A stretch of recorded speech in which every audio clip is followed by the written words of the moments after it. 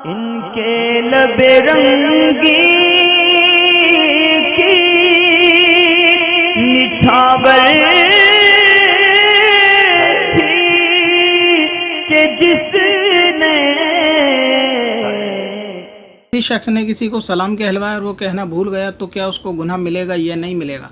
देखिए, सलाम भिजवाने के लिए भी मसला वही है कि अगर कोई शख्स किसी से कहता है कि फ़लाँ को मेरा सलाम कहना, तो उस पर ये सलाम अमानत है, ये उसको पहुंचाना ज़रूरी है, यानी ये सलाम उसको कहना ज़रूरी है।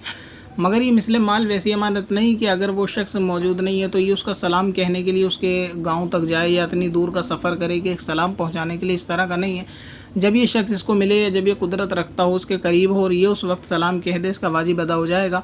कुछ लोगों के अंदर देखा ये गया है कि वो सलाम जब ऐसे शख्स कहलवाते हैं तो ये वहीं हाथों हाथ उसका जवाब दे देते हैं। ऐसा भी नहीं है, जिस शख्स को सलाम कहलवाया जा रहा है जवाब उसको देना है। हाँ, इसका ये वाजिब सलाम पहुंचाना उस वक्त होगा जब ये अपने मुंह से कबूल भी कर ले कि हाँ ठीक है, मैं इसका सलाम कह दूंगा।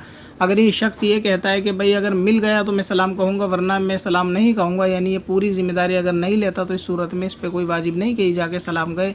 लेकिन जब इसने इस बात को कबूल लिया कि मैं इसका सलाम पहुँचा दूँगा, तो अब ये शख्स जब इसको मिलेगा तो इसको चाहिए उसका सलाम इसको दे दे और ये ख़ुद सलाम का जवाब ना दे कि जिस तरह सलाम कोई कहता है तो वहीं पे जवाब दे दिया जाता है। बहुत सारे लोग ये सिखाते हैं कि जब कोई सलाम कहे तो आप वहीं पे सलाम का जवाब हाथों हाथ दे दिया करो, इस तरह आप पे पहुंचाना ज़रूरी नहीं होगा। तो ये बिल्कुल गलत बात है।